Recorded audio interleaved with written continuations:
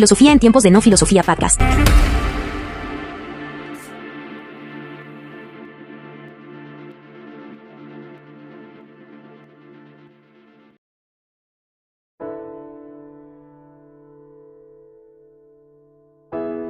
Bienvenidos al episodio número 10 y hoy vamos a hablar del idealismo.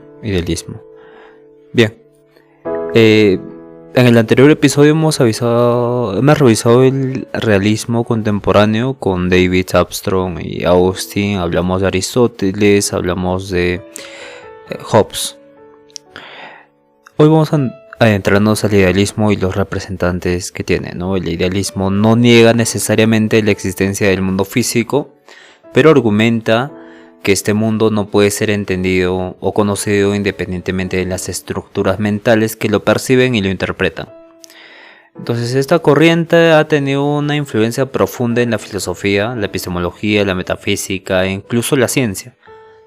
Y a lo largo de la historia, evidentemente, ha tenido representantes y defensores. Por ejemplo, que no son tan antiguos, ¿no? Porque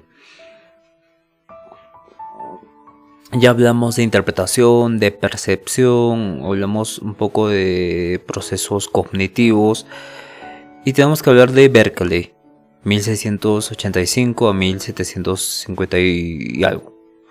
Entonces, Berkeley es representante del idealismo subjetivo y es el defensor de este tratado sobre los principios de conocimiento humano, donde argumenta que ser es ser percibido. Los objetos físicos no existen independientemente de la mente que los percibe. Lo que llamamos mundo material es en realidad una colección de ideas de la mente de Dios y en las mentes de los seres humanos. Luego viene nuestro querido maestro Immanuel Kant y propuso una forma de idealismo que intenta reconciliar el realismo con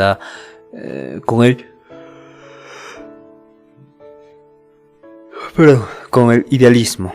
Entonces trata de hacer una mezcla, ¿no? Agarra ambos puntos y yo voy a solucionar, dice. Entonces, en su crítica de la razón pura, argumenta que aunque existe un mundo externo, un mundo no huménico, solo podemos conocerlo a través de las estructuras a priori de la mente, que es el espacio y tiempo y las 12 categorías. Entonces, por lo tanto, lo que experimentamos es el fenómeno, una representación mental del mundo, no el mundo en sí mismo.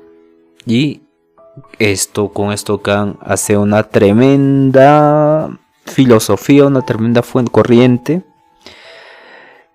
que igualmente Hegel le dice unas cuantas cosas a Kant. Sin embargo, Kant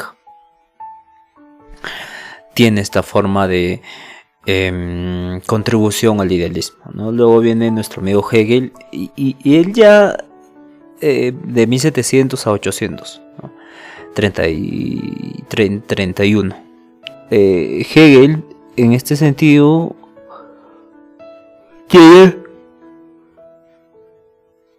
tiene esta forma de idealismo más complejo, más sistemático, ¿no? En su obra Fenomenología del Espíritu propone que la realidad es una manifestación del espíritu absoluto, que se desarrolla a través de un proceso dialéctico de tesis, antítesis, síntesis. Entonces, para Hegel, la historia, la naturaleza, la cultura son expresiones de este espíritu en su camino hacia la autoconciencia.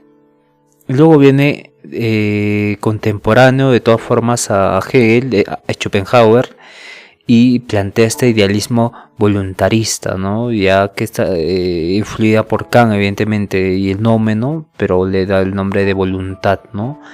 Propone que el mundo es una representación de la voluntad, ¿no? Y esto es una fuerza ciega, una fuerza irracional que subyace a toda la realidad en su obra El mundo como voluntad y representación.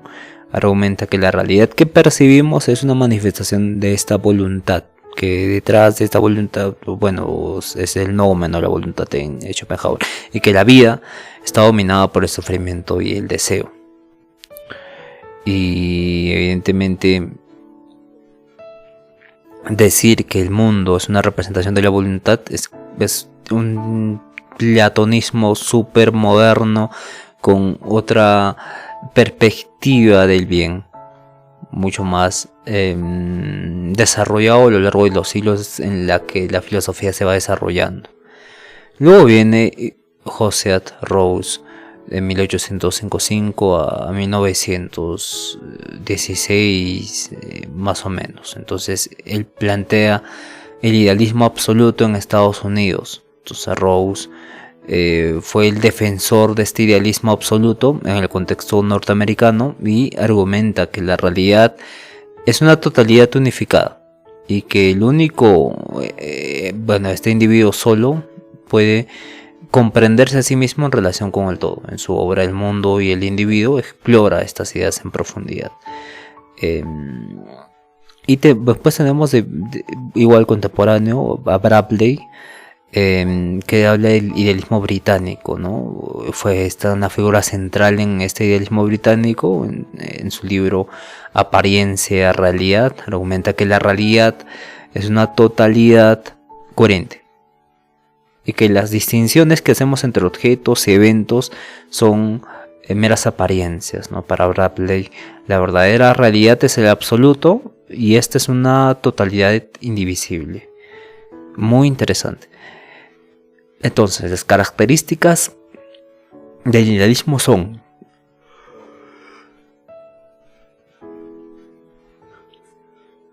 la primacía de la mente.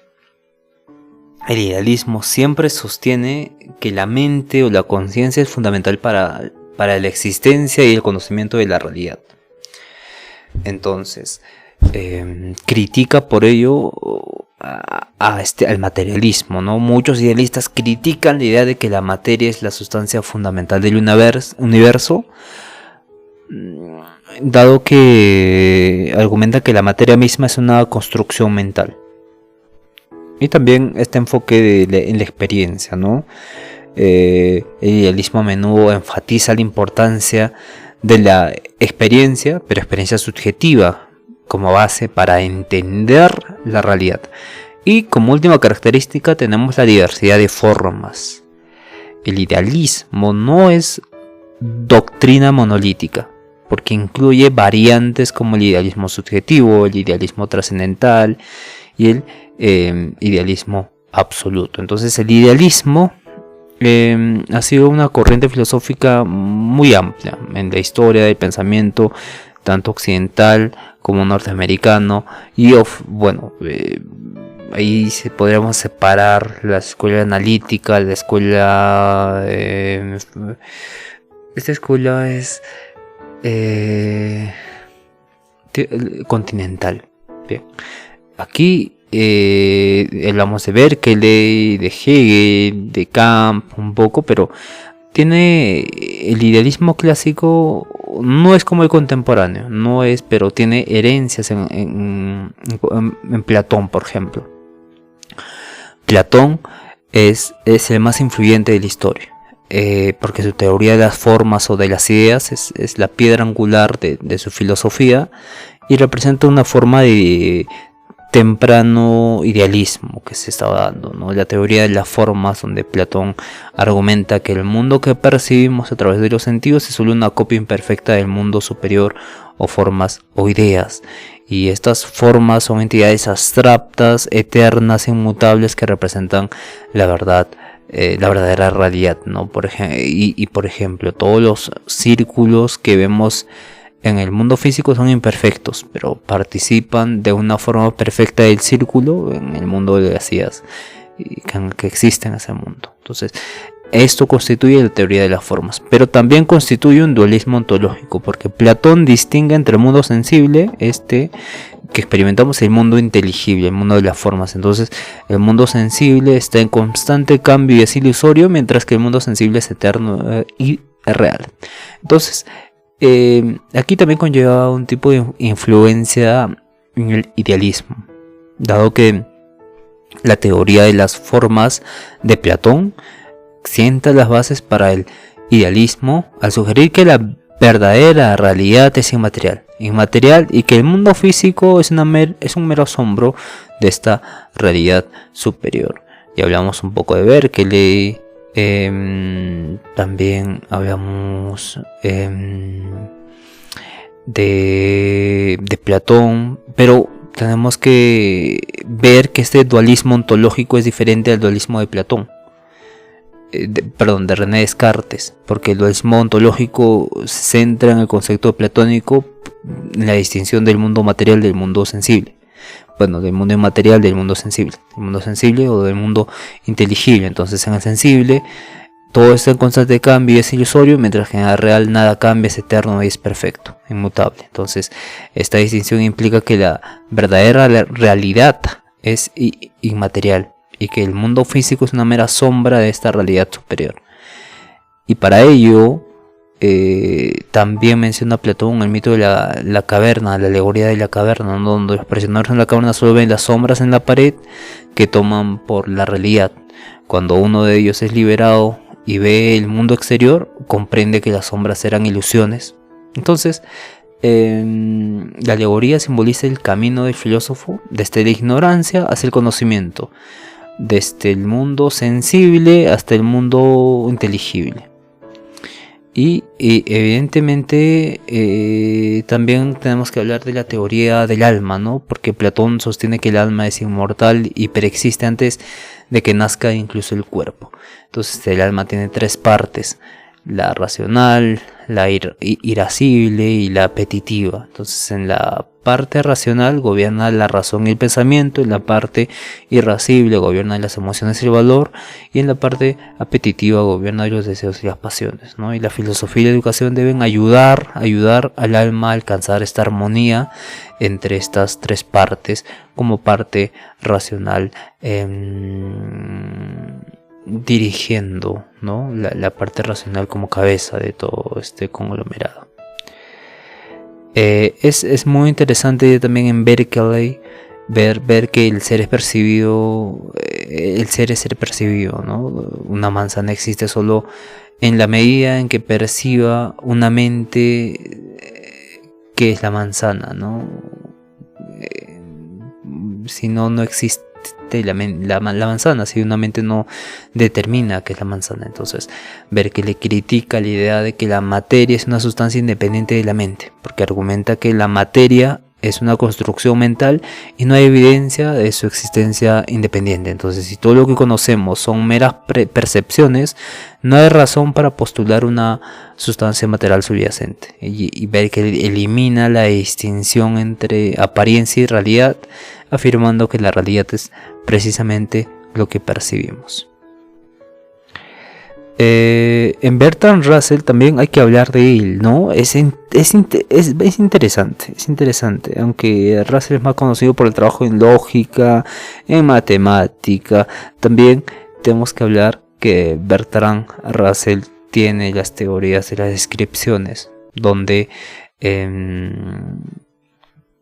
desarrolla la teoría de las descripciones, que implica que la filosofía está relacionada con la metafísica y no es estrictamente idealista, pero esta teoría sugiere que los términos lingüísticos no refieren directamente a objetos en el mundo, sino que son construcciones lógicas que dependen de la mente para su interacción. Por ejemplo, la mesa no está en mi cabeza, es una palabra, estructura, ¿no? Y también todo el siglo XX habló de la filosofía del lenguaje. ¿Y a qué me refiero con esto? Que yo al decir mesa tiene un significado. Mueble, que sirve para escribir y demás. Entonces, mueble tiene otro significado. Instrumento hecho de madera. Madera tiene otro significado. Y así podemos ver que es una construcción de significantes. Que contienen otros significantes en lo del significado. Entonces es bastante interesante cómo Russell se dio cuenta de esto y relaciona la filosofía del lenguaje y la metafísica. Muy curioso. John Dewey Mr. Dowell, Mr. Dowell, este filósofo contemporáneo cuya obra puede ser interpretada dentro del marco del idealismo. Exactamente, Mente y Mundo argumenta que la experiencia del mundo está mediada por los conceptos, y esto significa que no podemos acceder a la realidad de manera directa y no conceptual. En cambio, nuestra percepción del mundo está siempre estructurada por nuestras capacidades conceptuales, ¿no? Y esta postura tiene resonancias con el idealismo trascendental de Kant, ya que sugiere que la realidad que experimentamos es una construcción de nuestras facultades mentales. Y también Mr. Dowell critica la idea de que hay un dado no conceptual que puede ser reconocido independiente de nuestras estructuras conceptuales, ¿no? Y argumenta que toda experiencia está contextualizada, ¿no? Y esto refuerza la idea de que la realidad es accesible solo a través de nuestras capacidades mentales y conceptuales, y lo que puede ser visto como una forma de idealismo. Bien, ya hablamos un poco de Kant, de Hegel y del idealismo británico, ¿no? Porque los idealistas británicos sostenían que la realidad es una totalidad coherente y que las distinciones que hacemos entre objetos y eventos son meras apariencias, nada más. Entonces Bradley, como esta figura de 1846, del siglo XIX, principio del siglo XX, ya decía que la verdadera realidad es el absoluto, que este absoluto es la totalidad indivisible, y esta corriente influyó en la filosofía política, en la ética y la metafísica, y fue una respuesta al utilitarismo y al empirismo dominantes en Gran Bretaña. Entonces la fenomenología, también desarrollada por Husserl, sigue teniendo conceptos, ¿no? Porque conceptos del idealismo, porque argumenta que la conciencia es siempre conciencia de algo y que la realidad es accesible solo a través de las estructuras de la experiencia subjetiva. Entonces Merleau-Ponty también enfatiza la importancia del cuerpo y la percepción en la constitución del mundo, como vimos con Bradley y con Husserl también, que mezclaba el lenguaje con la metafísica. Entonces la fenomenología no es estrictamente idealista, porque comparte con el idealismo la idea de que la realidad es accesible solo a través de la experiencia y la conciencia. Recordemos que la fenomenología se concibe por el término de Kant, de Hegel, que nos dicen que lo que tú experimentas sin un juicio, sin nada, de forma directa, eso es lo único que existe. Eso se prima el conocimiento, se da ahí. Entonces ese conocimiento fenomenológico evidentemente no es estrictamente idealista, pero comparte con el idealismo la idea de la realidad es accesible a través de la conciencia, pero la conciencia también está relacionada con la experiencia. Bien, hay mucho que hablar todavía. Entonces mañana vamos a ver el realismo versus el idealismo en la práctica, en la salsa. Bien, nos vemos el día de mañana.